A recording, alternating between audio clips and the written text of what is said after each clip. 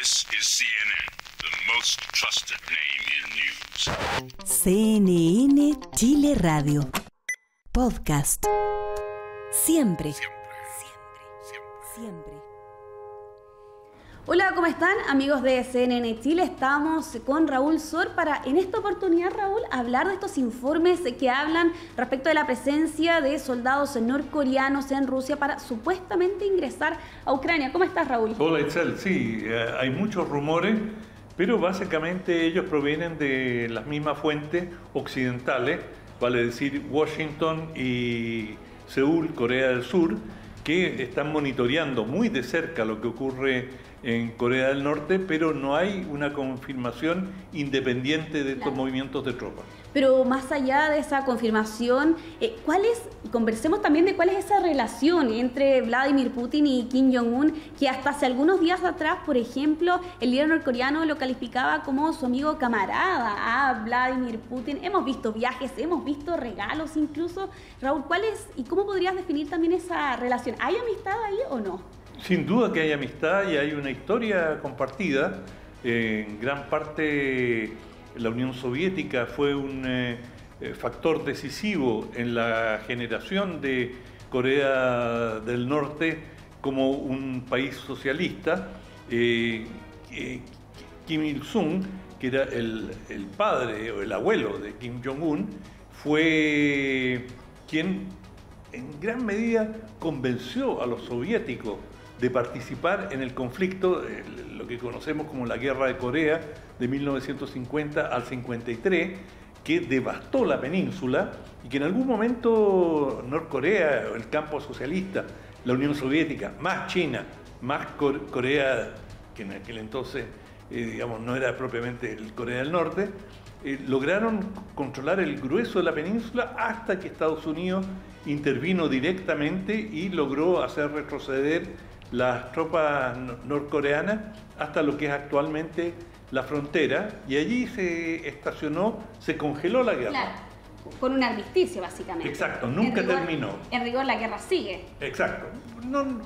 Claro. La guerra caliente terminó y continuó como una situación de enfrentamiento permanente muy dura entre las dos Coreas.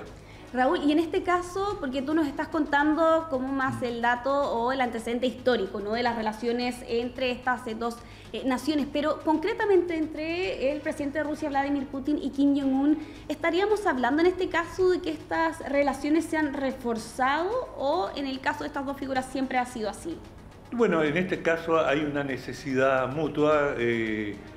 Rusia está corta de armamento y se habla de grandes importaciones de armamento de Corea del Norte, que tenía grandes reservas. O sea, Corea del Norte siempre se ha estado preparando para una guerra, para un enfrentamiento con Corea del Sur, y bueno, ahora ha derivado parte de estos arsenales a Rusia, y bueno, habrá que ver hasta dónde llega esto. Se habla de qué está dándole Rusia a Corea del Norte.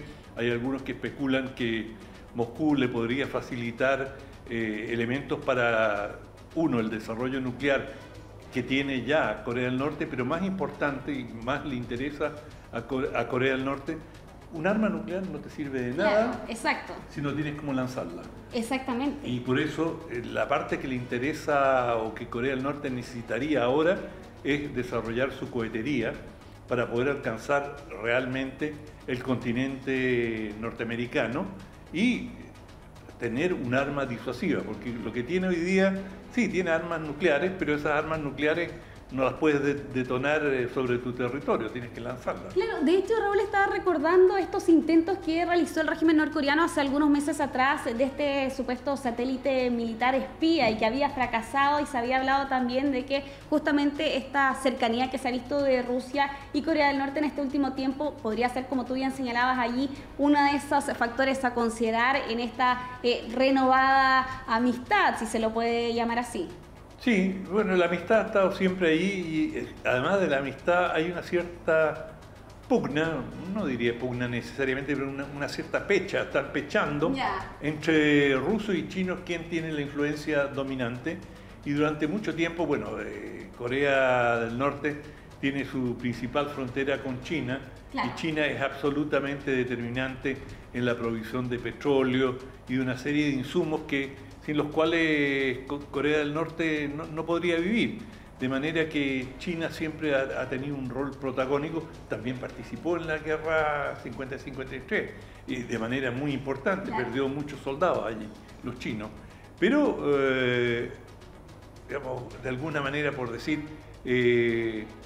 Kim Jong-un se ha dejado querer por ambas partes y trabaja esta pugna entre ambos gigantes a su favor. Ahora, en el último tiempo se ha ido consolidando una relación más estrecha con Rusia. Sí, y de hecho justamente te iba a mencionar eso, esa relación más estrecha. Se han regalado incluso hasta una limusina, lo vimos hace algunos meses atrás en la visita de Vladimir Putin hasta Pyongyang a mediados de este año, le regaló incluso una limusina, Raúl.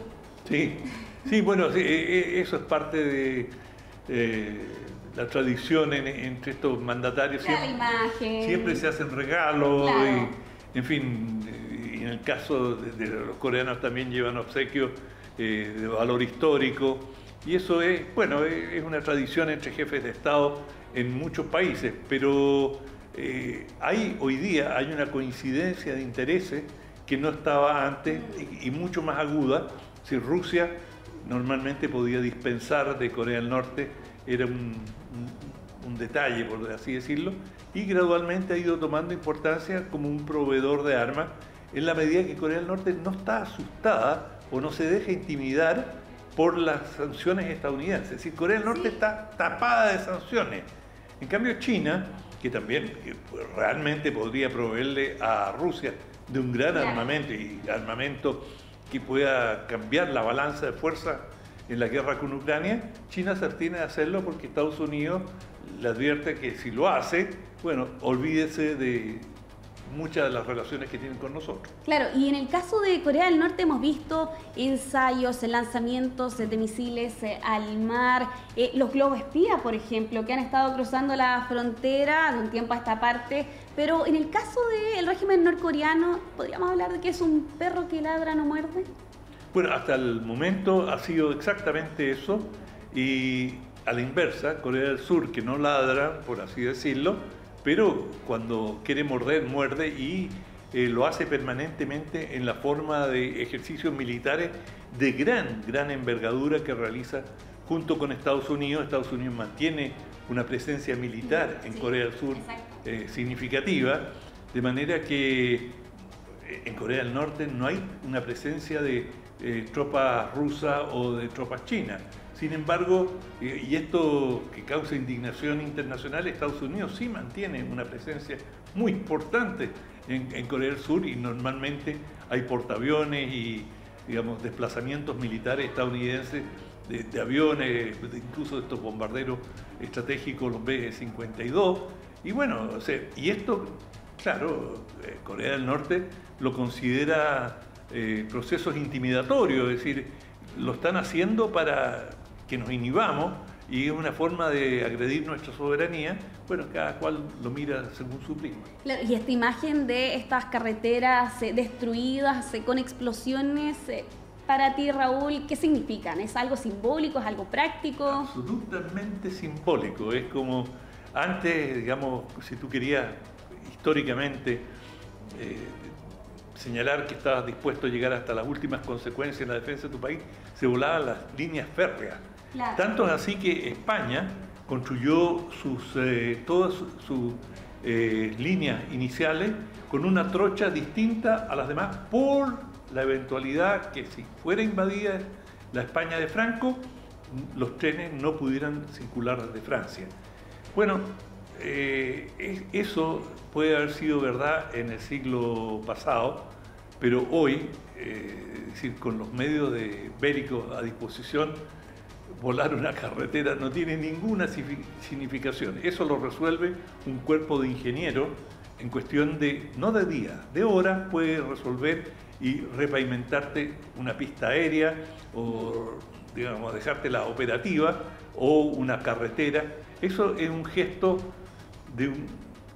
si tengo que usar una metáfora, de un niño que se desgarra la ropa para decirle al papá, y no voy a aceptar que me des órdenes. Sí, pero digamos, te pueden cambiar la camisa en ese instante. Claro, y por lo demás, como tú bien señalas, si es que efectivamente llegara a lanzar un ataque, no lo va a hacer necesariamente en una carretera cruzando la frontera, por lo demás, una de las más fortificadas del mundo.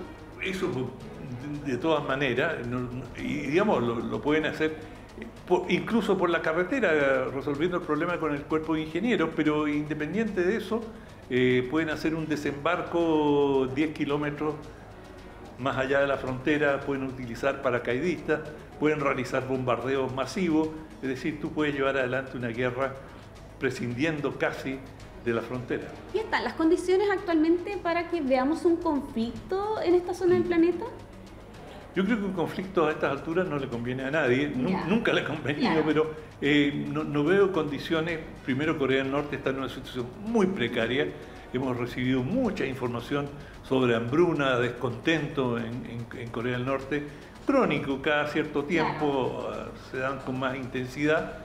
Después tenemos una situación, en Corea del Sur hay un gobierno más agresivo, un gobierno de derecha, que ha sido más, ha desafiado más a Corea del Norte, pero eso no necesariamente significa que pueda desencadenarse un conflicto, y ciertamente Estados Unidos no tiene interés en que estalle un conflicto en esa región.